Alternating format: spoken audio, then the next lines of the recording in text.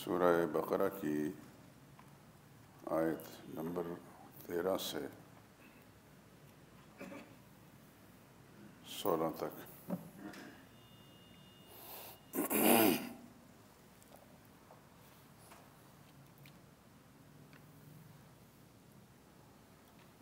اعوذ باللہ من الشیطان الرجیم، بسم اللہ الرحمن الرحیم۔ وَإِذَا قِيلَ لَهُمْ آمِنُوا كَمَا آمَنَ النَّاسُ قَالُوا أَنُؤْمِنُ كَمَا آمَنَ السُّفَهَاءُ أَلَا إِنَّهُمْ هُمُ السُّفَهَاءُ وَلَكِنْ لَا يَعْلَمُونَ۔ وَإِذَا لَقُوا الَّذِينَ آمَنُوا قَالُوا آمَنَّا وَإِذَا خَلَوْا إِلَى شَيَاطِينِهِمْ قَالُوا إِنَّا مَعَكُمْ إِنَّمَا نَحْنُ مُسْتَهْزِئُونَ۔ اللَّهُ يَسْتَهْزِئُ بِهِمْ وَيَمُدُّهُمْ فِي طُغْيَانِهِمْ يَعْمَهُونَ۔ أولئك الذين اشتروا الضلالة بالهدى فما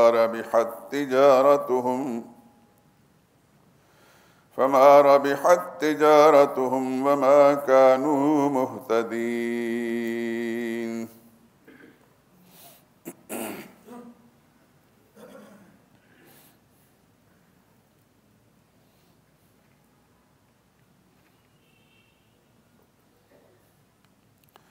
وَإِذَا قِيلَ لَهُمْ، اور جب ان کو کہا جاتا، آمنو، ایمان لاؤ، کما آمن الناس، جس طرح یہ لوگ ایمان لائے، قالوا، تو وہ کہتے ہیں، انؤمن، کیا ہم ایمان لائیں، کما آمن السفہاء، جس طرح یہ بے وقوف لوگ ایمان لائے، الا، سن لو، انہم ہم السفہاء، یقیناً یہی لوگ بے وقوف ہیں، ولکن لا یعلمون، لیکن یہ نہیں جانتے۔ وَإِذَا لَقُوا الَّذِينَ آمَنُوا، اور جب یہ لوگ ملاقات کرتے ہیں ایمان والوں سے،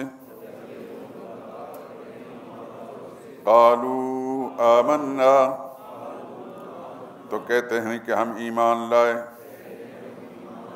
وَإِذَا خَلَوْا، اور جب تنہا ہوتے ہیں، اِلَى شَيَاطِينِهِمْ، اپنے لیڈروں کے پاس، قالوا، تو کہتے ہیں، اِنَّا مَعَكُمْ، یقیناً ہم تمہارے ساتھ ہیں،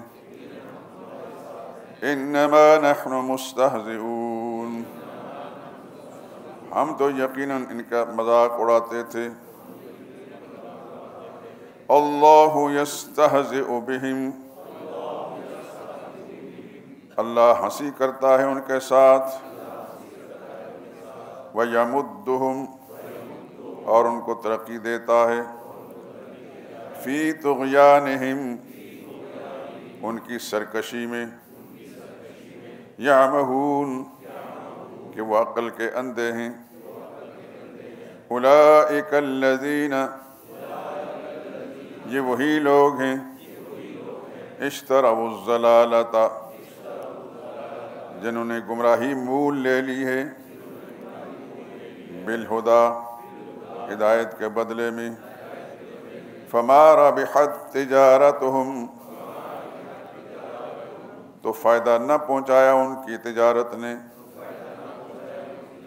وما كانوا مہتدین،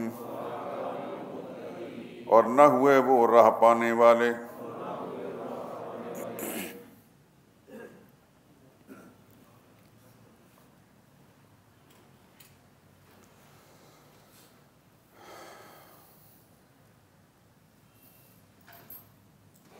آپ سن چکے ہیں کہ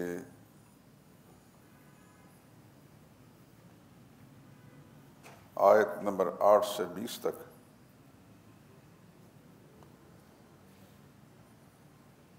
منافقین کا تذکرہ ہے۔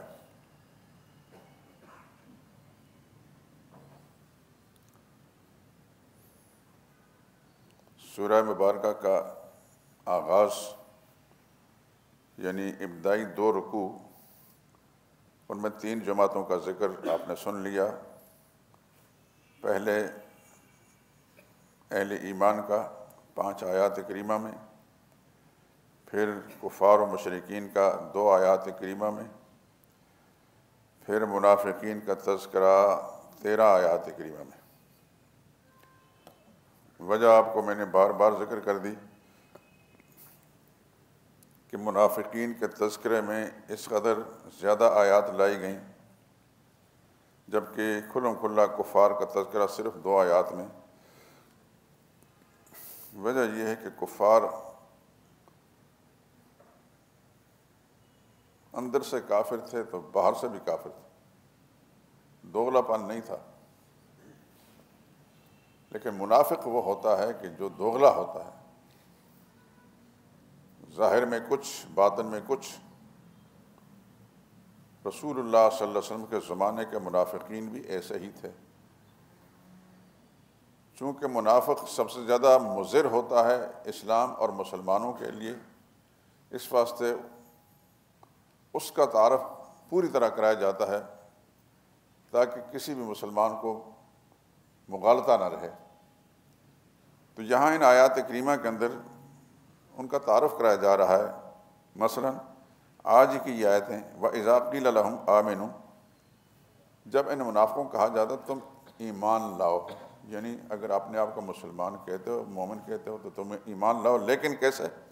کما آمن الناس، جیسا کہ یہ لوگ یعنی محمد مصطفیٰ صلی اللہ علیہ وسلم اور ان کے ساتھی صحابہ کرام کے ایمان کو اللہ نے معیار حق قرار دے کر، معیار بنا کر، آگے بھی چل کر آپ دیکھیں گے۔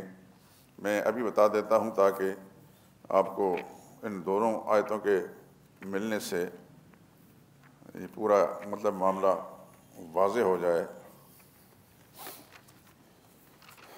پہلے پارے کے تقریباً آخر میں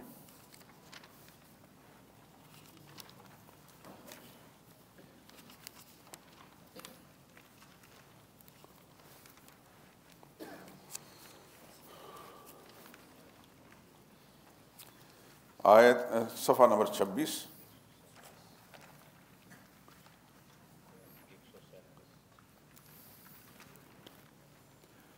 اور آیت نمبر 137۔ فَإِنْ آمَنُوا بِمِثْلِ مَا آمَنْتُمْ بِهِ فَقَدِ اهْتَدَوْا۔ یہاں صحابہ کو مخاطب کر کے اللہ فرماتے ہیں کہ یہ دنیا کے دوسرے لوگ جو آپ کے علاوہ ہیں، یہ ایمان لائیں اس طرح جیسے تم ایمان لائے ہو، تو پھر تو یہ ہدایت پر آ گئے۔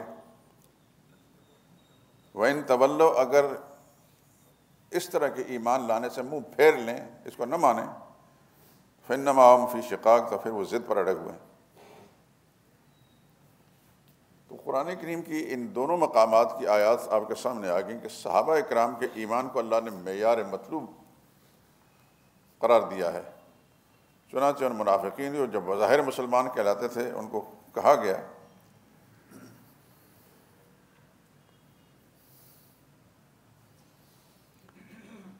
آمنو کما آمن الناس، تم بھی ایمان لاؤ اس طرح جس طرح یہ لوگ یعنی نبی کے ساتھی صحابہ یا خود نبی کریم صلی اللہ علیہ وسلم ایمان لائے۔ تو قالو، جواب میں کہتے ہیں، انؤمنو، کیا ہم ایمان لائیں اس طرح کما آمن الصفحاء، جیسے یہ بیوقوف لوگ ایمان لائے۔ یعنی یہ گستاخی، یہ بدتمیزی انہوں نے اس لیے کی کہ وہ سمجھتے تھے ہم بڑے چلتے پرزے ہوشیار لوگ ہیں، ہر ایک کے ساتھ ملے جلے رہتے ہیں اور اپنے آپ کو نقصان سے بچاتے ہیں اور فائدے سمیٹتے ہیں۔ اور صحابہ کو بیوقوف اس لیے کہا کہ یہ رسول اللہ صلی اللہ علیہ وسلم کے اشارہ ابرو پر سب کچھ لٹا دیتے ہیں، مال بھی قربان کر دیتے ہیں، اور جانیں بھی قربان کر دیتے ہیں۔ الحمدللہ العظیم، آپ حضرات یہاں کے جو باقاعدہ نمازی ساتھی ہیں، بارہا اس بات کی نشاندہی کی گئی کہ صحابہ اکرام کس انداز سے قربانی دیتے تھے۔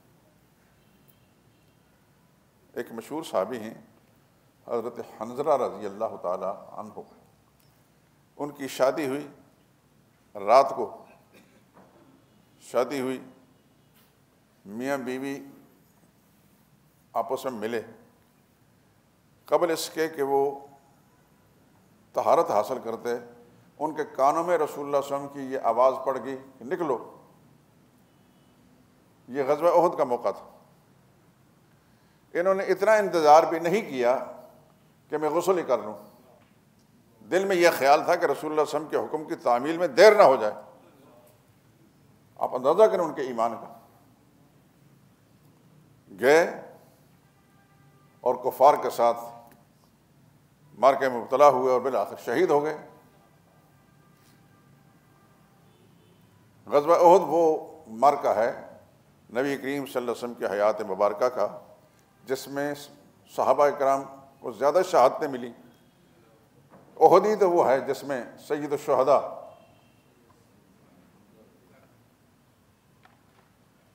اسد اللہ و اسد رسول ہی، اللہ کا شعر اور اللہ کا رسول کا شعر، سیدنا حمزہ رضی اللہ تعالیٰ عنہ جو رسول اللہ صلی اللہ علیہ وسلم کے عم محترم تھے، چچا تھے، ان کو شہادت ملی۔ یہ بات تو بہت سارے لوگوں کو معلوم ہے، لیکن ایک اور بات میں بتا دیتا ہوں۔ ایک دوسرے صحابی حضرت نبی کریم صلی اللہ علیہ وسلم کے پھوپھی زاد ہیں، اور غالباً حضرت زینب بنت جہش کے بھائی بھی ہیں۔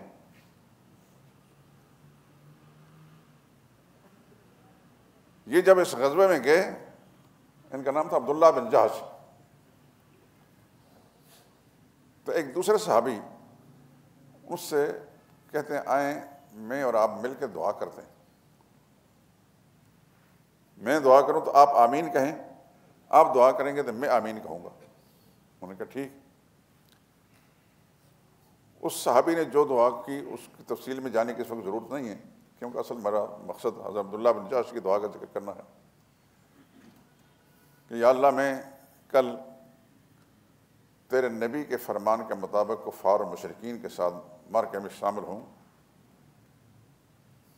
تو جو میرے سامنے آئیں میں ان کو قتل کروں، جس پر بھی میرا قابو ہو، لیکن جب میں ان کے سامنے جاؤں تو وہ مجھے قتل کریں،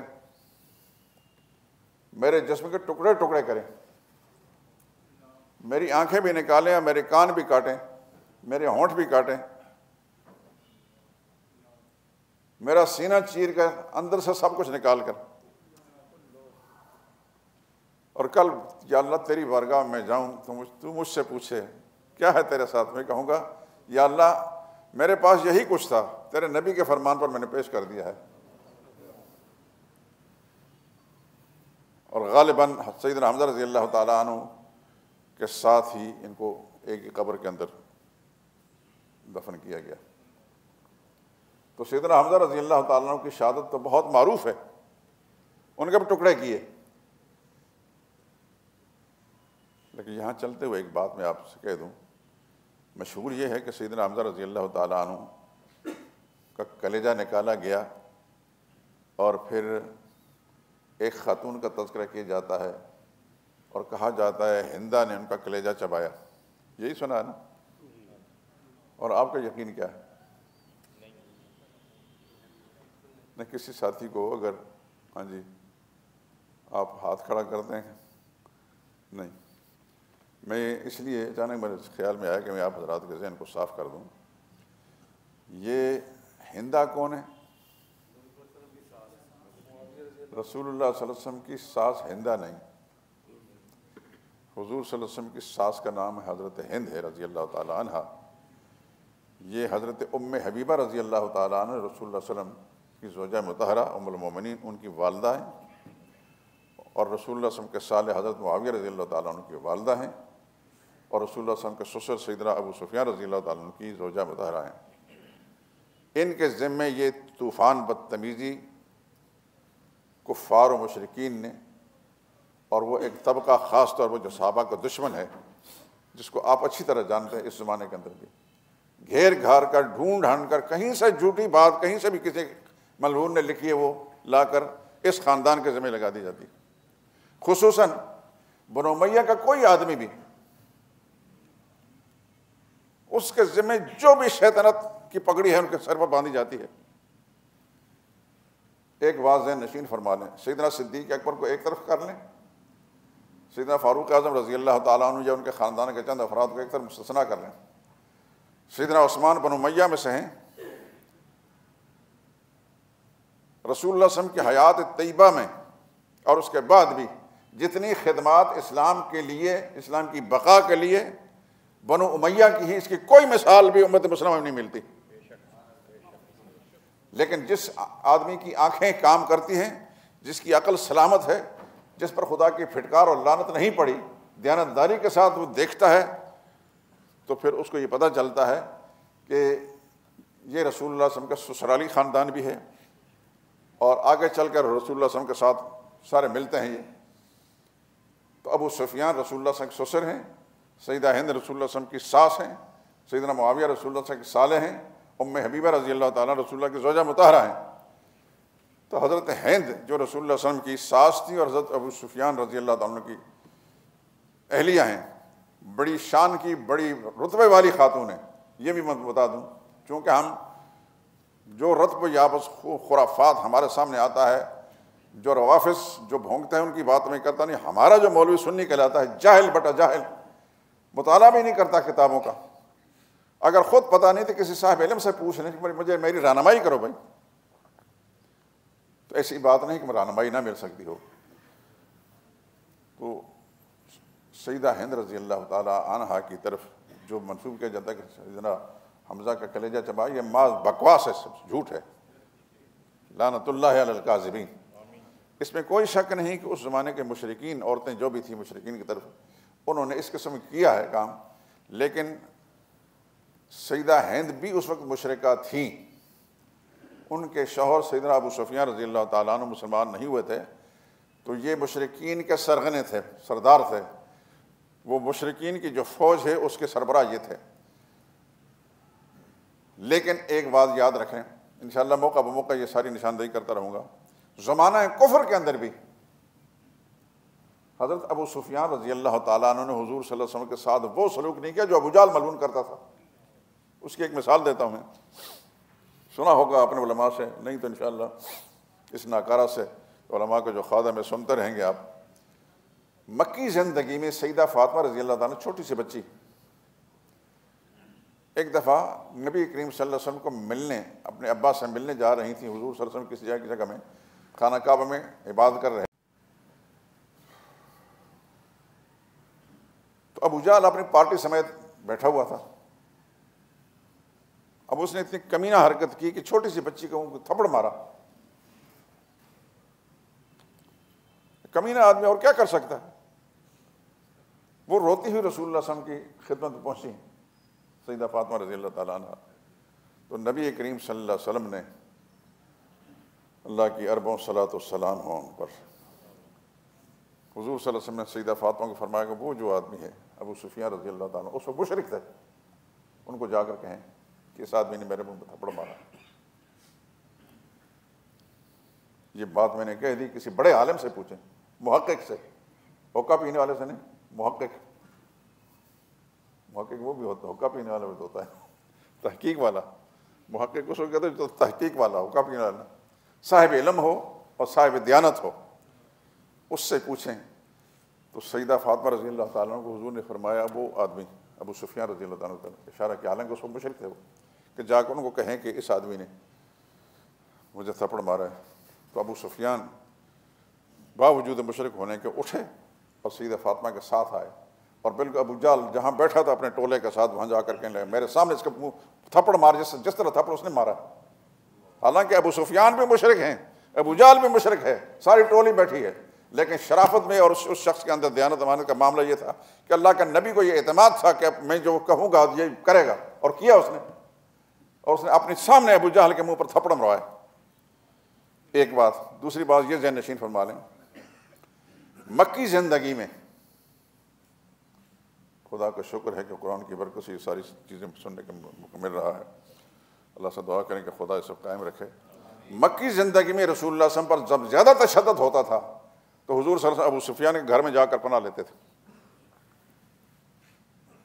یہ میں اپنی طرف سے نہیں کہتا، حافظ بن حجر عسقلانی کی کتاب جو صحابہ کا تذکرہ اصحابہ، بڑی ضخیم کتاب ہے، بڑی جامع کتاب ہے اور بڑی معتبر کتاب ہے، میرے پاس ہیں. جس کا جی چاہے، میرے پاس عربی کتاب بھی ہے، بلکہ عربی کے 2 نسخے ہیں اور اردو ترجمے والی بھی ہے. جب کوئی ساتھی چاہے تو دیکھ سکتا ہے.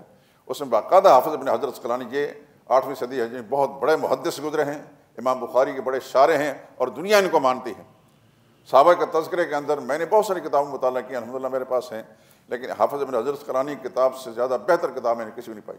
خیر، تو حضور صلی اللہ علیہ وسلم جب بہت زیادہ مشرکین کے تشدد سے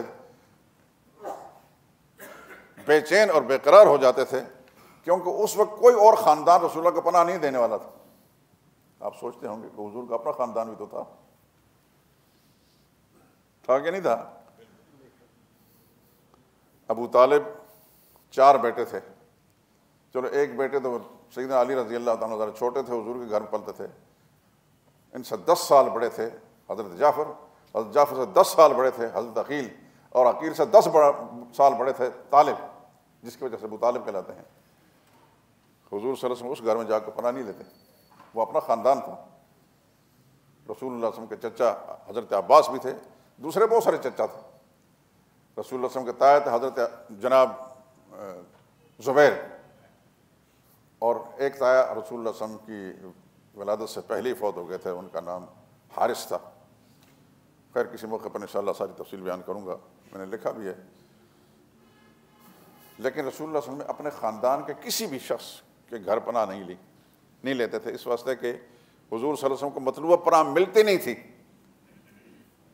جو پناہ ملنی چاہیے، جو حضور صلی اللہ علیہ وسلم کا تحفظ ہونا چاہیے. تحفظ ملتا تھا ابو سفیان گھر، کانا یاوی الی دار ابا سفیان، ابو سفیان گھر. اور پھر مزے کی بات یہ کہ فتح مکہ کے موقع پر، یہ ساری باتیں آپ کے علم میں آ جانی چاہیے، فتح مکہ کے موقع پر جب رسول اللہ صلی اللہ علیہ وسلم فاتحانہ شان سے مکہ معظمہ داخل ہوئے تو بہت سارے بدبخت مشرکین کچھ تو بھاگ گئے، کچھ ایک نے رسول اللہ صلی اللہ علیہ وسلم کے سامنے آ کر گردن جھکا کر ایمان قبول کر لیا. اللہ کے پاک پیغمبر صلی اللہ علیہ وسلم نے ان کو امان دے دی، اور کچھ خانہ کعبہ میں جا کر خلاف کعبہ کے ساتھ چمٹ گئے. اس موقع پر رسول اللہ نے فرمایا جو شخص ابو سفیان کے گھر میں پناہ لے لے گا اس کو امان مل جائے گی، جو خانہ کعبہ میں جا کر بیٹھ جائے گا اس کو امان مل جائے گی، جو ہتھیار پھینک دے گا اس کو امان مل جائے گی. بڑے بڑے خون کے پیاسے جنہوں نے رسول اللہ صلی اللہ علیہ وسلم کو بہت اذیتیں پہنچائی تھیں، اللہ کے پیغمبر نے ان کو امان دے دی، لیکن کسی اور گھر کا حوالہ نہیں دیا حضور. من کان یاوی الی دار ابو سفیان فہو آمن، جو ابو سفیان گھر میں پناہ لے لے گا اس کو امن ملے گی. تو اس کی وجہ بیان کی محدثین نے کہ یہ ابو سفیان کا گھر وہ تھا جو کچھ سال پہلے مکی زندگی میں رسول اللہ صلی اللہ علیہ وسلم کے لیے دارالامن بنا تھا.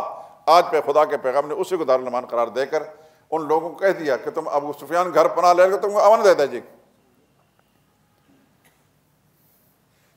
تو سیدنا حمزہ رضی اللہ تعالیٰ عنہ کا کلیجہ ابو سفیان کی بیوی نے، رسول اللہ کی ساس نے نہیں چبایا. یہ کفار و مشرکین، ملعون یہودی اور یہودی نسل جتنے ملعون ہیں، وہ صحابہ کو بدنام کرنے کے لیے اور اہل ایمان کو ذہنی اذیت پہنچانے کے لیے اس قسم بکواس کرتے ہیں. آپ حضرات اپنے ذہنوں کو صاف کر لیں. یہ کوئی شک نہیں کہ مشرکین کی عورتیں انہوں نے ایسا کیا، لیکن ابو سفیان کی بیوی اتنی گری ہوئی نہیں تھی. اور یہ یہاں چلتے ہوئے بات کہہ دوں، جب فتح مکہ کا موقع تھا، بہت ساری مشرک عورتیں رسول اللہ صلی اللہ علیہ وسلم کے پاس آئیں ایمان لانے کے لیے. اذا جاءک المؤمنات یبایعنک علی الا تشرکن باللہ. قاری صاحب کہاں یہ آیت؟ ممتحنہ میں. اچھا، چلو شکر ہے، ذہن کو حاضر رکھا کریں. میں حافظ نہیں ہوں تو آپ سے پوچھا کروں گا. تو جس وقت ایمان لانے کے لیے خواتین آئیں، ان میں حضرت ہند بھی تھیں رسول اللہ صلی اللہ علیہ وسلم کی ساس، تو حضور صلی اللہ علیہ وسلم ان سے بیعت لی ایمان پر، اللہ یشرکن باللہ، شرک نہیں کریں گی، زنا نہیں کریں گی۔ جب یہ فرمایا گیا تو زنا نہیں کرو گے، تو حضرت ابو سفیان رضی اللہ تعالیٰ عنہ کی زوجہ مطہرہ اور سیدنا معاویہ کی والدہ رسول اللہ کی ساس کہنے لگے یا رسول اللہ، کوئی شریف عورت زنا بھی کرتی ہے؟ حالانکہ مشرکہ تھی اس وقت، ایمان لانے کے بعد جو مقام ملا وہ ملا، اس وقت تک مشرک تھا، اب ایمان پوری طرح لائی نہیں تھی، اب ان سے معاہدہ کیا جا رہا تھا، بیعت لی جا رہی تھی، تو حضور صلی اللہ علیہ وسلم پوچھتے کیا کوئی شریف خاتون زنا بھی کرتی ہے؟ یعنی اتنے بڑے کردار کی مالک تھی، مشرکہ ضرور نہیں ہیں لیکن کردار کی بڑی مضبوط تھی۔ خیر، اس کے بعد رسول اللہ صلی اللہ علیہ وسلم نے یہ فرمایا کہ اولادوں کو قتل نہیں کریں گے وغیرہ، ذالک قرآن کریم میں موجود ہے۔ تو ایک سوال پوچھتی ہیں، ہم نے بچے جوان کی، آپ نے قتل کیے؟ یہ آپ سیرت تاریخ کی کتاب پڑھیں گے تو یہ مکالمہ ہے رسول اللہ صلی اللہ علیہ وسلم کے ساتھ، یعنی اتنی بڑی دلیر تھیں اور بہادر تھیں کہ انہوں نے یہ بات کی اور ایمان لانے آئی اور ایمان لائیں بھی۔ تو رسول، اگر انہوں نے حضور صلی اللہ علیہ وسلم کے چچا کا کلیجہ چبایا ہوتا تو حضور یہ فرما سکتے تھے تم کس طرح یہ باتیں کر رہی ہو کہ تم نے بچے جوان کیے تو میں نے قتل کیے، مجھے تو ابھی تک تمہارے منہ سے اپنے چچا حمزہ کے کلیجے کی بو آ رہی ہے۔ لیکن رسول اللہ نے ایسی بات نہیں فرمائی، اس لیے کہ ایسا معاملہ تھا ہی نہیں۔ آپ حضرات نے اپنے اپنے ادوار کے اندر جہاں جہاں بھی کچھ سنا ہے اپنے ذہنوں کو صاف کر لیجئے انشاءاللہ۔ میرے رب نے اگر مجھے توفیق دی تو میں صحابہ کی عظمت جو کچھ بھی ہے حقائق آپ کے سامنے پیش کرتا رہوں گا، رکھوں گا، اور آپ کو یہ پتہ چلے گا کہ یہ جو بنو امیہ ہیں، باقی پہلے دو صحابہ کو نکال لیں، سیدنا صدیق اکبر کو، سیدنا فاروق اعظم کو، باقی پوری امت کے اندر صحابہ اکرام میں بنو امیہ نے جو کردار ادا کیا اس کی کوئی مثال بھی نہیں ملتی۔ بالکل بڑی واضح طور میں بات کہہ رہا ہوں، چونکہ میں صرف سنی سنائی بات نہیں کرتے، اللہ نے ان آنکھوں سے مجھے دیکھنے کا موقع ملا، صاحب ایک بڑا علم کا ذخیرہ میرے پاس موجود ہے۔ میں جب مسجد میں آیا تھا تو مجھے کچھ پتہ نہیں تھا صحابہ کرام کی عظمت کے بارے میں، آج سے کم و بیش 48 سال پہلے، لیکن وہ فارسی کا ایک محاورہ نا، عدو شر برانگیزت کے خیر مادر درا باشد، دشمن شر کھڑا کرتا ہے اللہ اس میں خیر پیدا کر دیتا ہے۔ مجھے ایک کتاب، ایک طالب علم تھا ایرانی، باہر نکلا تو اس کے ہاتھ میں خمینی کی کتاب تھی، کشف الاسرار اس کا نام تھا، فارسی زبان میں، چونکہ میں فارسی پڑھا ہوا ہوں تو اس طالب علم تھا سنی مسلمان طالب علم، اس کے ہاتھ سے میں نے کتاب لے لی، میں نے دیکھا، اس کو پلٹ کر دیکھا تو اس میں لکھا مخالفت ابو بکر با قرآن خدا، ابو بکر خدا کے قرآن کا مخالف تھا۔ پھر اگلے 2 صفحوں کے بعد مخالفت عمر با قرآن خدا، عمر بھی خدا کے قرآن کا مخالف۔ یہ خرافات 3-4 صفحوں پلٹنے کے بعد میرا خون کھولنے لگا، مجھے آج بھی یاد ہے، کیونکہ اللہ پاک نے اپنی رحمت سے صحابہ کی جو محبت ہمارے دل و دماغ میں ڈالی ہے، کچھ برداشت نہیں کر سکتا صحابہ کے بارے میں۔ اس وقت اتنی معلومات بھی نہیں تھی، کتابوں کو مطالعہ بھی اتنا نہیں تھا، نیا نیا فارغ ہو کر جامعہ اشرفیہ سے یہاں اس مسجد کا امام بنا تھا۔ جو یہ سر کچھ میں نے دیکھا تو وہیں کھڑے کھڑے میں نے اللہ سے عہد کیا، یہیں بار جان سیڑھ جوتیاں لوگ پہنتے ہیں، یا اللہ مجھے اگر تو نے زندگی دی، مہلت دی، جہاں میں تیری عظمت، تیری توحید کی بات کروں گا، تیرے نبی کی سنت اور یہ ساری چیز باتیں، وہاں یا اللہ تیرے نبی کے صحابہ کی عظمت جو ہے اس کو میں معلوم بھی کروں گا اور بیان بھی کروں گا۔ اور الحمدللہ العظیم، الحمدللہ العظیم، خدا کا شکر ادا کرتا ہوں کہ اس مسجد کے در و دیوار گواہ ہیں، میں اس معاملے میں کوتاہی نہیں کی، میری معلومات میں کمی ہو سکتی ہے، نیت میں فطور نہیں، الحمدللہ العظیم۔ تو اللہ سے دعا کرتے ہیں کہ پروردگار عالم ہماری اس جد و جہد کو، اس کاوش کو قبول فرمائے، اللہ تعالیٰ آپ کو بھی اپنی توحید کے انوارات سے منور فرمائے، نبی کریم صلی اللہ علیہ وسلم کے سنت کے روشنیوں سے اللہ تعالیٰ منور فرمائے، اور صحابہ کرام کی عظمت کما حقو دل و دماغ میں ڈال دے۔ خیر، تو جب ان منافقین سے کہا جاتا ہے ایمان لاؤ، جیسے ایمان لائے صفحاء، انہوں نے کہا یہ تو بیوقوف لوگ ہیں، ان کو تو اپنے فائدہ نقصان کا پتہ نہیں، نبی نے جو کچھ بتایا اس پر لڑ گئے، اپنے جانیں قربان کر دیے، اپنے مال قربان کر دیے، اس لیے صفحاء کہتے ہیں۔ اللہ نے جواب دیا الا سن لو انہم هم الصفحاء، یہی بے وقوف ہیں جو میرے نبی کے ساتھیوں کو صحابہ کو بے وقوف کہتے ہیں۔ بالکل ڈائریکٹ اللہ نے جواب دیا، یہی بے وقوف ہیں، اولئک لا یعلمون، یہ بدبخت جانتے نہیں۔ وَإِذَا لَقُوا الَّذِينَ آمَنُوا، جب یہ منافق اہل ایمان سے ملتے ہیں، ملاقات کرتے ہیں، قالوا آمنا، تو منافقانہ طور پر کہتے ہیں ہم تمہارے ساتھی ہیں، ہم بھی مومن۔ وَإِذَا خَلَوْا إِلَىٰ شَيَاطِینِهِمْ، جب تنہا ہوتے ہیں اپنے شیطانوں کے پاس، مراد اپنے لیڈروں کے پاس، یہودیوں کے سرغنے، منافقین کے بڑے بڑے سرغنے، ان کو شیطان کہا قرآن کریم نے۔ قالوا انا معکم، تو ان کو کہتے ہیں ہم تمہارے ساتھی ہیں، مسلمانوں سے ملتے ہیں ہم تمہارے ساتھی ہیں، ان کو ملتے ہیں کہ ہم تمہارے ساتھی ہیں۔ انما نحن مستہزئون، ہم تو مسلمانوں سے مل کر جو ایمان کا اظہار کر رہے تھے، ہم تو ان سے مذاق اڑاتے تھے۔ اللہ فرماتے ہیں الا اللہ یستہزئ بہم، اللہ اس استہزاء کا ان کو جواب دیتا ہے۔ وَيَمُدُّهُمْ فِي طُغْيَانِهِمْ، اور ان کو ترقی دیتا ہے ان کی سرکشی میں۔ یعمہون، وہ اندھے، عقل کے اندھے بن کے جا رہے ہیں۔ اولئک الذین اشتروا الضلالۃ، یہ وہی لوگ ہیں جنہوں نے گمراہی کو خرید لیا ہے ہدایت کے بدلے میں۔ فما ربحت تجارتہم، ان کی تجارت نے ان کو کچھ فائدہ بھی نہ پہنچایا۔ وما کانوا مہتدین، اور نہ ہوئے راہ پانے والے۔ سبحانک اللہم و بحمدک، اشہد ان لا الہ الا انت، استغفرک۔